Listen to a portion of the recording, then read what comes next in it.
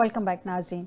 Colonel साहब, break पे जाने से पहले जैसा कि मैंने आपके लिए क्वेश्चन छोड़ा था, सर अभी जो इत्तलात आ रही हैं डिफरेंट सोर्सेज के थ्रू, वो इत्तलात ये हैं कि इंडिया इज़ प्लानिंग के एक शॉर्ट वॉर की जाए, एक लंबी जंग, एक शॉर्ट वॉर जो है वो ना की जाए, एक लंबी जंग की तरफ जाया जाए। क्योंकि अगर हम शॉर्ट वॉर की बात करते हैं तो उसमें डेफिनेटली पाकिस्तान को किसी भी तरह से नहीं हराया जा सकता, पाकिस्तान को जो है वो वीक नहीं किया जा सकता। लेकिन अगर एक हम लंबी जंग की बात करते हैं तो उसमें हमारे रिसोर्सेज का भी मसला आ जाता है, डेफिनेटली हमारी इकोनॉमी का, हमारे बजट का इशू आ जाएगा उस सब में। तो उसमें इंडिया प्लान कर रहा है कि एक लंबी जंग अगर शुरू होनी है तो फिर लंबी ही जंग की तरफ जाया जाए। आपको क्या लगता है, बजाय इस बात के कि 4-5 दिन या हफ्ते में कोई फैसला होगा, अगर खुदा न खास्ता इस तरफ मामला चले गए, जो कि खतरा तो मंडला रहा है सर पे, और वो बार बार उधर से कोशिशें भी की जा रही हैं। हमारी आर्मी ने चूँकि बड़ा जो है, हमारी फोर्सेस ने बड़ा तगड़ा जवाब दिया, तो इसमें इसलिए शायद वो कुछ अपने स्टेप्स को देख के मैयर करके वो प्लानिंग कर रहे हैं कि स्टेप्स को लिया जाए। आपको क्या लगता है, हिस्ट्री हमारे पास शॉर्ट वॉर्स की है, लंबी जंगों की नहीं? मैं अर्ज करता हूँ, हम पूरी तरह तैयार हैं जी। हमें पता है इंडिया के प्लान्स क्या हैं, हमें पता है उसने किस किस टारगेट पे आना है, हमें पता है कि उनके एग्जीक्यूशन की कमज़ोरियाँ क्या हैं, हमें पता है उनकी इक्विपमेंट की, उनके आर्मामेंट की कमज़ोरियाँ क्या हैं, हमें पता है उनके एटॉमिक की कौन कौन हर चीज़ के लिए जी हम तैयार हैं, और हमने उसका पूरा बंदोबस्त कर लिया है। रह गया ये कि जंग लंबी होगी, वो कोशिश करेगा, हम उसको लंबी करने नहीं देंगे। हम इतने बेवकूफ़ नहीं हैं कि उसके जाल में फंस जाएंगे। हम जानते हैं कि हम और फिर हम फैसला करके ऑलरेडी फील्ड फार्मेशंस को अपने अपने जो उनको चीज़ें चाहिए वो हम उनको दे बैठे हैं, वो तैयार बैठे हैं। हमारे मिसाइल, हमारे सारे एटॉमिक और दूसरे रिसोर्सेज को डब्बों में बंद नहीं है, वो बिल्कुल फार्मेशंस के पास हैं और वो लड़ाई की और फायरिंग की पोजीशन में खड़े हैं। रह गया मसला इसका, देखिए हमें पिछले 20 साल से इंडिया ब्लीड कर रहा है। वो जो लॉन्ग वार वाली है, वो दहशतगर्दी, वो टेररिज्म, वो इंसर्जेंसी, वो हमें अंदर से कमज़ोर करना, डिवाइड करना और बलूचिस्तान में और KPK में हमले करवाना, हम इससे पिछले 10, 15, 20 साल से गुजर रहे हैं। हमारे लिए कोई नई बात नहीं कि ये जो लॉन्ग, हम ऑलरेडी उसका टारगेट है, मगर ये छेड़छाड़ करके तो हमें इंडिया ने एक्टिवेट कर दिया है, याद दिला दिया है, अभी मजबूर कर दिया है कि अभी हम उधर कश्मीर लिबरेशन आर्मी, उधर मुस्लिम लिबरेशन आर्मी, उधर सिख लिबरेशन आर्मी, उधर पंजाब लिबरेशन आर्मी, उधर असम लिबरेशन आर्मी, उधर बंगाल, हमें भी उसके पता है कि कितने टोटे और किस तरीके से और कैसे करने हैं। हमने अगर नई छेड़छाड़ की, अमन का मुजाहरा किया है पिछले 20 साल, तो ये हमारी कमज़ोरी नहीं थी।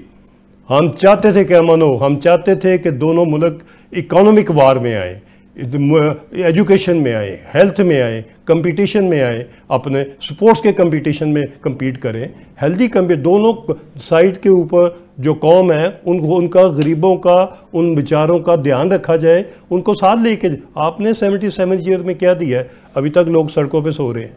कौन सी इकोनॉमी है आपकी? हम तो आपसे कुछ बेहतर हैं हमारे लोग। फिर अगर इसके बावजूद भी आपने ये काशन और ये मौका हाथ से जाने दिया और आपने कुछ शरारत की, तो फिर मैं ये चीज़ ज़रूर कहूँगा, ना समझोगे तो मिट जाओगे हिंदुस्तान वालों, तुम्हारी दास्तान भी ना होगी दास्तानों में। ये बात मेरी नोट करके रख लो, और ये ना समझो कि सिर्फ आगे आपका फौजी ही मरेगा और या गरीब लोग मरेंगे। नहीं, जो आपके जितने टॉप क्लास, एलीट क्लास हैं, जिस बिल्डिंग में होंगे, जिस जगह में होंगे, जिस बंकर में होंगे, उनको हिट किया जाएगा। किसी चीज़ की कोई कमजोर, हम वर्टिकली आएंगे, हमें पता है हॉरिजॉन्टल किधर आना है और किधर वर्टिकल आना है, और हमें पता है कि क्या करना है। ये इस वक्त ना माहौल और ना दूसरी एक ये भी बात, हम ये समझते हैं कि हमें जानबूझ के मुलव्वस किया जा रहा है, हमारा पानी छीना जा रहा है। जब तुम हमारा पानी छीनोगे तो हमारी मौत होगी, इधर हमारे किसानों की, हमारे मुल्क की, इधर लाखों एकड़ हमारे जो हैं बंजर हो जाएंगे। तुम्हें हम करने देंगे? किस बेवकूफ़ी का शिकार हो। हम तो कोई 1 लाख खुद का शमले उस पानी के सोर्स पे करेंगे जिस सोर्स को तुम बंद करने की कोशिश करोगे। और ये भी तुमने अपनी कौम के साथ फ्रॉड किया है, तुम उस पानी को नहीं बंद कर सकते। मैं चैलेंज करता हूं, तुम बंद करके दिखाओ। वो जो तुमने चोरी करना था वो तो ऑलरेडी हो गया। बाकी तो पानी जितना चश्मों से या माउंटेन से आ रहा है उसके लिए डैम 20 साल लगेंगे बनाते हुए। तुमने किस पानी को रोक सकते? ये तो तुमने फ्रॉड किया है अपनी कौम के साथ। जो पहले चोरी कर चुके हो उसको रेगुलेट करवाना चाहते हो। इंक्वायरी होगी हर चीज़ की। हम दोबारा ये कहेंगे कि इसकी पहलगाम की भी इंक्वायरी हो और पुराने पुलवामा वाले की। पहलगाम के लिए तो हमने ऑप्शंस दे दिए ना कि हम जो है वो न्यूट्रल एक्सपर्ट से उनके करवा लेते हैं, लेकिन वो तो इस जानिब इंडिया ने भाग जाना है, इन्होंने इंक्वायरी करवानी है। इन्होंने करने साहब आपकी जानिब आती हूँ। इस वक्त हमें ज्वाइन किया है वकास सबरेज़ हैं, सीनियर एनालिस्ट हैं। बहुत शुक्रिया वकास साहब आपका हमें ज्वाइन करने के लिए, लॉ एक्सपर्ट भी हैं। वकास, मुझे ये बताइएगा कि क्या सैनिटी है वैसे कि सिचुएशन को पहले बिगाड़ा जाए फिर सिचुएशन को संभाला जाए, जैसे भारत माजी में करता रहा है। जंगों के हवाले से भारत के सर पे इस टाइम मोदी जो है वो ऐसे लग रहा है कि जैसे उसको एक जुनून सा सवार हो गया है। मेंटली स्टेबल नहीं रहे मोदी साहब कि उनको बस वो उन्होंने सोच लिया है कि उन्होंने जंग की तरफ जाना है, तो बस सोच लिया है। मतलब वो इसका ये नहीं देख रहे हैं कि इसके पॉजिटिव नेगेटिव्स क्या हैं, इसका क्या फ़ायदा नुकसान है। वो अपने मुल्क को भी दाव पे लगा रहे हैं, वो अपने जो साथी ममालिक हैं उनको भी दाव पे लगा रहे हैं। खित्ते के अमन को तो दाव पे उन्होंने लगा ही चुके हैं वो, लेकिन इसके साथ साथ पूरी दुनिया को भी दाव पे लगा रहे हैं। मतलब आपके ख्याल में ये क्या सैनिटी है? देखिए फायदा, सबसे पहले तो मैं कहना चाहूँगा कि अब ताज उछाले जाएंगे, अब तख्त गिराए जाएंगे, अब टूट गिरेंगी जंजीरें, अब जिंदानों की है नहीं। ये जो दरिया झूम उठे तिनकों से न डाले जाएंगे, अब तख्त गिराए जाएंगे, अब ताज उछाले जाएंगे। जो कर्नल साहब बात कर रहे थे कि absolutely put the nail on the head, ये जो गीदड़ भभकियां दी जाती हैं हिंदुस्तान की तरफ से और इनकी मीडिया के ऊपर ये जो जाबराना, जालिमाना, फासिकाना, मुजरिमाना किस्म के प्रोपेगेंडे किए जाते हैं पाकिस्तान के अगेंस्ट के, पाकिस्तान का पानी बंद कर देंगे, पाकिस्तान दहशतगर्द मुल्क है, पाकिस्तान पुलवामा के अंदर इन्वॉल्व है, पाकिस्तान पहलगाम के अंदर इन्वॉल्व है। मैं ये समझता हूँ कि अगर पूरी दुनिया के अंदर आप जितनी भी न्यूज एजेंसीज हैं या मीडिया है, इसके झूठ को, इसके प्रोपेगेंडे को, इसकी नफरत को पाकिस्तान की एक पलड़े में डाले और हिंदुस्तान की नफरत को, हकारत को, झूठ को एक पलड़े में डाले तो हिंदुस्तान पहली पोजीशन हासिल करेगा। और जिस तरीके से पाकिस्तान के खिलाफ ये साजिशें करते हैं, सोरिशें करते हैं और पूरी दुनिया के सामने पाकिस्तान को नेगेटिवली पोर्ट्रेट करते हैं, ये दहशतगर्द करार देते हैं, ये अहम को की जन्नत में रहते हैं। चूँकि जो वाकया वहाँ पे हुआ, इन्होंने अपना मजाक खुद बनाया कि 7 लाख फौजी एक खिते में तैनात किए, सियाहों के लिए उसे पीसफुल जो है वो टेरिटरी करार दिया गया और फिर ये कहा गया कि मुट्ठी भर दहशतगर्द इनके वहाँ पे आए जिनको पाकिस्तान ने ट्रेन करके वहाँ पे भेजा और उन्होंने जो है वो हिंदुस्तान की 7 लाख फौज को चकमा दे के उनकी आंखों में धूल झोंक के वहाँ पे दहशतगर्दी की कार्रवाई की। और फिर ये पाकिस्तान के मुकाबला करने की बात करते हैं जो एमको की जन्नत में रहते हैं। ये नहीं समझते अगर पाकिस्तान जो तुम लेबल करते हो 5 या 10 दहशतगर्द वहाँ पे भेज के, मुट्ठी भर दहशतगर्द भेज के तुम्हारी 7 लाख फौजियों को चकमा दे सकता है, तो अगर पाकिस्तान से 5000 आर्मी ऑफिसर वहाँ पे आए तो फिर तुम्हारी फौज का या सेना का या तुम्हारे मुल्क का क्या हाल होगा। और जो बार बार ये बात करते हैं कि हम यहाँ पे सर्जिकल स्ट्राइक करेंगे, हम आबी जारजियत करेंगे, पानी बंद करेंगे, तो जो कर्नल साहब ने बात की वो पानी बंद नहीं कर सकते, ना इतनी बड़ी मिकदार में वो पानी को स्टोर करने के लिए इनके पास डैम्स बनाने की कुव्वत है।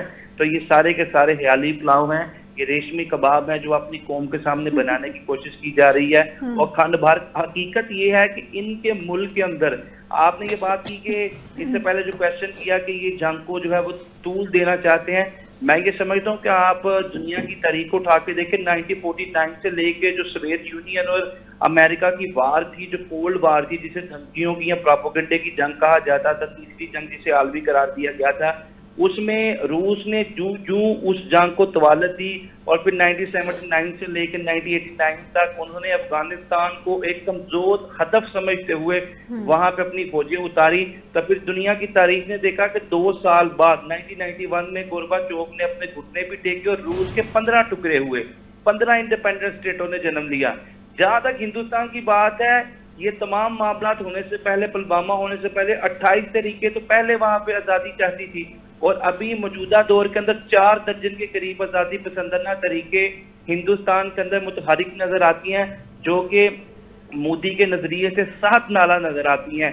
जो गांधी का नजरिया था कि तुम एक गाल पे थप्पड़ मारो, हम दूसरा गाल तुम्हारे आगे करेंगे, मोदी ने तो उस नजरिए को मलिया मेट कर दिया। जो गलीज, गंदी, तबीर सोच और नजरिया मोदी के अंदर पाया जाता है, ये बीजेपी के अंदर पाया जाता है, ये तो भारत का वो चेहरा पोर्ट्रेट करने की दुनिया के सामने कोशिश कर रहे हैं कि जिसे दुनिया मक्कार, होशियार और दहशतगर्द भारत के नाम से पूरी दुनिया में जो है वो मासूम किया जाएगा या गराना जाएगा। तो मैं ये समझता हूँ कि ये सिर्फ और सिर्फ हवा के गुब्बारे हैं और पानी के बुलबुले हैं। वक्त गुजरने के साथ साथ इनकी हवा निकलेगी। इनके जनरल खुद इस चीज का इतराफ इंकशाफ कर चुके हैं कि अंदर से ही हमला हुआ है, खुद ही इनको सारी इन्वेस्टिगेशन करनी जाएगी। पाकिस्तान जो है हमेशा पीसफुल मुल्क रहा है और इसने हमेशा पीस प्रॉस्पेरिटी की बात की, लेकिन इसको कमजोरी ना समझा जाए, क्योंकि अल्लाह के फजल करम से ये बार बार कहते हैं कि तुम्हारी 7 लाख फौज।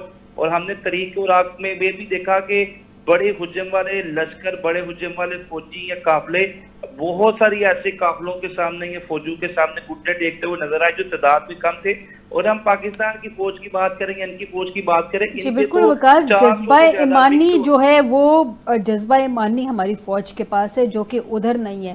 और हमारी कौम जिस तरह से अपनी फ़ौज के साथ खड़ी होती है, हमारी कौम जिस तरह से अपनी फ़ौज को सपोर्ट करती है, मेरे ख्याल में इस तरह का जज्बा भारत में नहीं देखा जाता। जिस तरह से हमारी कौम जो है अपनी फ़ौज को सल्यूट करती है, उसको उसके साथ स्टैंड बाय पे खड़ी हो जाती है।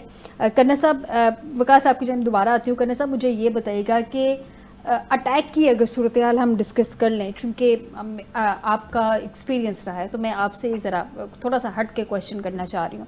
अगर भारत की जानिब से अटैक किया जाता है, क्योंकि कुछ ना कुछ तो उसने करना है, अब इतनी हाइप उसने क्रिएट कर दी है तो कोई ना कोई फेस सेविंग तो उसने लेनी है ना, जैसे मैंने पहले भी बात की थी। अगर वो सिविलियंस को अटैक करता है, जैसा कि एक नया नमूना पकड़ा गया जिसका पिछले दिनों DGI SPR साहब ने विद एविडेंस बताया, अब्दुल मजीद है, जो डिस्कशन उसके ऑडियो में सामने आई थी कि वो कह रहा है कि लाशें चाहिए, खबर चाहिए।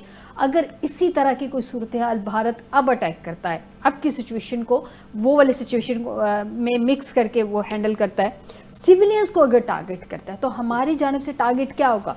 सिविलियंस ही होंगे उनके टारगेट या मिलिट्री अटैक होगा? हम उनके सिविलियंस को अटैक नहीं करेंगे जी, नहीं करेंगे। हमें वो जान से भी अजीज है, इस वजह से कि उनका तो कोई कसूर नहीं है। वो तो उसी गुर्बत का शिकार हैं जो उनको मोदी दे रहा है, वो तो वही ज्यादती का शिकार है। वो तो उधर भी हमारे मुसलमान भाई करोड़ों की तादाद में है। हम ये चाहेंगे कि वो खुद खड़े हों।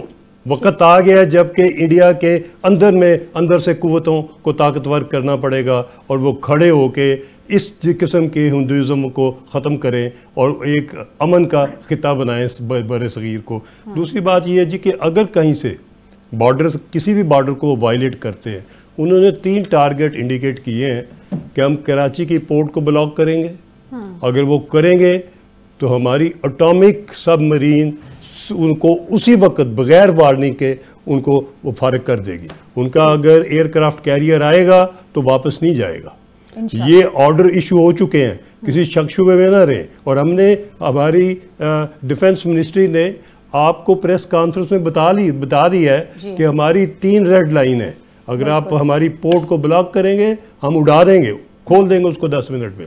दूसरी बात, अगर आप हमारी ज़मीन के ऊपर किसी जगह भी आप हमारी ज़मीन के ऊपर आपका एक फौजी का बूट भी आएगा तो वो वापस नहीं जाएगा। जो आप फिज़िकली ज़मीन पे ग्राउंड अटैक करेंगे वो हम सारे घेर के वापस नहीं जाने देंगे, हम उनको घेर के मारेंगे।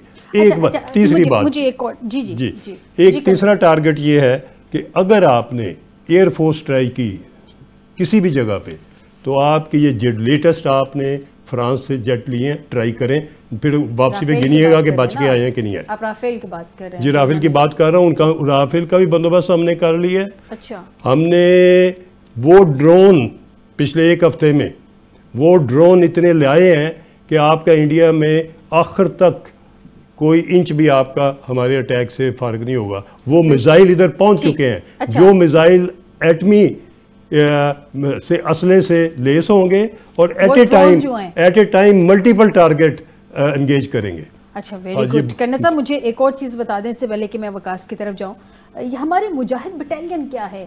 मतलब इंडियन मीडिया में बार बार शोर मचाया जा रहा है कि मुजाहिद बटालियन को निशाना बनाया जाएगा। ये मुजाहिद बटालियन कौन सी है? जी, हमारी मुजाहिद बटालियन रजाकारों की हुआ करती थी। आजकल कोई मुजाहिद बटालियन नहीं है। डिफेंस बटालियन तो है, लेकिन जी मैं अर्ज करता हूँ, वो हमारे पास बटालियन जो हैं वो तो हम तो कम्बट वर्दीनास है, हम तो पिछले 20 साल से मोर्चों में बैठे लड़ रहे हैं। हाँ। जो आपने हमें दहशतगर्दी का शिकार किया, हम तो थ्रू आउट बॉर्डर पोस्ट के ऊपर वेस्ट पे भी और ईस्ट पे भी रोजाना हम तो ड्यूटी देते हैं। हम इंडियन आर्मी की तरह कंटोनमेंटों में सोते तो नहीं है।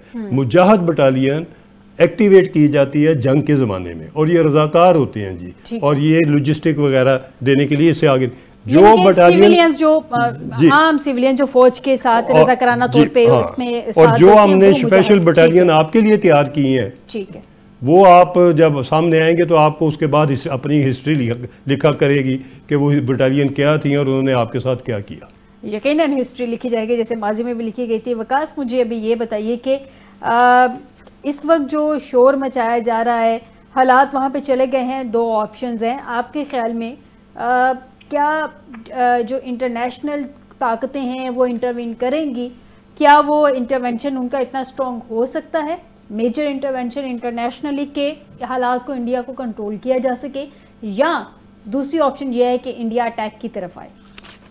देखिए, मेरा नहीं ख्याल कि इंटरनेशनल कुव्वतें इसके अंदर कोई किरदार अदा कर सकती हैं। जब 2019 के अंदर मसला कश्मीर के हवाले से 35 और 370 को मुनक़ता किया गया, तो उस वक्त भी यूएन ने स्पेशल सिक्योरिटी काउंसिल, जिसका काम था यूएन चार्टर के आर्टिकल 99 के तहत वो 100 मोटो लिया, जहाँ पे भी कोई एप्रीहेंशन बड़ी नजर आए कि पीस एंड प्रॉस्पेरिटी को कुछ जॉपर्टी या एप्रीहेंशन है, तो वहाँ पे वो खतरे को खुद सुने, देखे, एजुडिकेट करे, डिटरमिन करे और फ्रीकैन के साथ बात करे। लेकिन हम देखते हैं कि यूएन जो है ऐसे तमाम मामलात के अंदर जो है वो सुम्मुम बुकमुन खामोश तमाशे बन के बैठती है, और वो ये देखती है कि किस मुल्क के साथ हमारे मफादात ज़्यादा हैं, ये किस मुल्क की इकॉनमी थोड़ी बेहतर है और किस मुल्क के साथ चलने में हमें जो है वो बेनिफिट मिल सकता है। तो मेरा नहीं ख्याल कि दुनिया की जो बड़ी ताकतें हैं, यूएसए है, यूके है या चाइना है, वो किसी सूरत भी किसी भी अलाइनमेंट में आए कि वक्ती तौर पर चाइना तो अपना माइंड काफी हद तक क्लियर कर अलाइनमेंट नजर आती है। लेकिन अगर हम ये देखें कि मुश्तरका तौर पे जिस तरीके से हमने दुनिया को 2 बड़े ब्लॉकों के अंदर देखा था, एक इश्तराकियत और इज्तिमाइयत का, दूसरा कैपिटलिज्म का सरमाया दराना था, वो शायद हमें दोबारा देखने को ना मिले कि पाकिस्तान के साथ या हिंदुस्तान के साथ दुनिया जो है वो 2 ब्लॉकों में तकसीम नजर है। हाँ, जहाँ तक इस बात का ताल्लुक है कि मोदी अब हमला कर सकता है या हमला नहीं कर सकता, मुझे नहीं लगता। जो कि मैं इस बारे में गुज़िश्ता 5-6 दिनों से जो हिंदुस्तान के मीडिया पे जो 30, 35, 40 प्रोग्राम करने का इत्तेफाक हुआ, मेरा ये मानना है कि जो भोंकते हैं वो काटते नहीं, और हिंदुस्तानी एंकर जो है ये मोदी के तलवे चाटने वाले, उनकी जूतियां सीधी करने वाले, इनका सिर्फ और सिर्फ काम ये है कि वो पाकिस्तानी लोगों पे, पाकिस्तान की आवाम पे और रियासत के ऊपर भोंकें, और वो जो भोंकते हैं उसके पीछे कोई लॉजिक्स नहीं है, कोई दलील नहीं है। जो एक्विजिशन और एलिगेशन ये हमारे फौजियों पे, हमारे मुल्क पे, हमारी धरती माँ पे लगाते हैं, इनका हकायक के साथ कहीं दूर दूर तक कोई ताल्लुक नहीं है। जो FIR के अंदर आज किया गया, पूरी दुनिया के अंदर उसका तमाशा, बिल्कुल दुरुस्त कह रहे हैं, तमाशा बन गया। लास्ट पॉइंट में जान लूं करने साहब से। करने साहब, मुझे शॉर्टली जरा बताइएगा, भारत अपना जंग का बयानिया कैसे बेचेगा? भारत का जंग का बयानिया तो बिक चुका जी, बेकार हो गया। दुनिया ने सुना, बेकार हो गया, दुनिया ने सुना, हाँ, और उसके बाद रिजेक्ट कर दिया। कोई दुनिया का मुल्क इंक्लूडिंग USA, जिसका वाइस प्रेसिडेंट इस वक्त उधर था, किसी ने ये पाकिस्तान के ऊपर इल्ज़ाम नहीं माना कि वो पाकिस्तान का हमला था। भारत का जंग का बयानिया बिका नहीं है, उड़ गया है, उड़ गया जी, उड़ गया जी। बहुत शुक्रिया, और शर्मिंदगी हुई है, शर्मिंदगी हुई है। कर्नल रिटायर्ड सैफ कुरैशी साहब, आपका बहुत शुक्रिया। ब्रिगेडियर रिटायर्ड हारिस नवाज साहब, आपका भी बहुत शुक्रिया। वकास अब्रेज साहब, आपका भी बहुत शुक्रिया मुझे प्रोग्राम में ज्वाइन करने के लिए। नाज़रीन, वैसे तो आज यौम मई है, मजदूरों का दिन है, लेकिन आज हम भी यहाँ मजदूरी कर रहे हैं, और हम समेत जितने भी मजदूर हैं वो मजदूरी कर रहे हैं, और हम उम्मीद करते हैं कि इस इशू से निकलने के बाद हमारी हुकूमत हमारे मजदूरों का भी सोचेगी। आज के प्रोग्राम से दीजिएगा इजाज़त, बशर्ते ज़िंदगी दोबारा मुलाकात होगी। अपना ख्याल रखिएगा। अल्लाह हाफ़िज़।